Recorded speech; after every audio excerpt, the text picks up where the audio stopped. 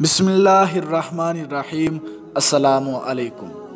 حضرت ابو ہریرہ رضی اللہ تعالی عنہ بیان کرتے ہیں، رسول اللہ صلی اللہ تعالی علیہ وآلہ وسلم نے فرمایا، جس نے مجھے خواب میں دیکھا تو وہ مجھے عن قریب حالت بیداری میں بھی دیکھے گا، اور شیطان میری صورت اختیار نہیں کر سکتا۔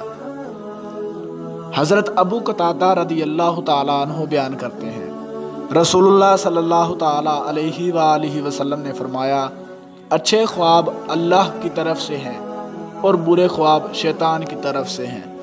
جب تم میں سے کوئی پسندیدہ چیز دیکھے تو وہ اس کا اظہار اسی سے کرے جسے وہ پسند کرتا ہے، اور اگر کوئی ناپسندیدہ خواب دیکھے تو وہ اس کے شر سے اور شیطان کے شر سے اللہ کی پناہ طلب کرے، اور 3 بار اپنی بائیں جانب تھتکارے اور اس کے متعلق کسی سے بات نہ کرے، اس طرح وہ اس کے لیے مضر نہیں ہوگا۔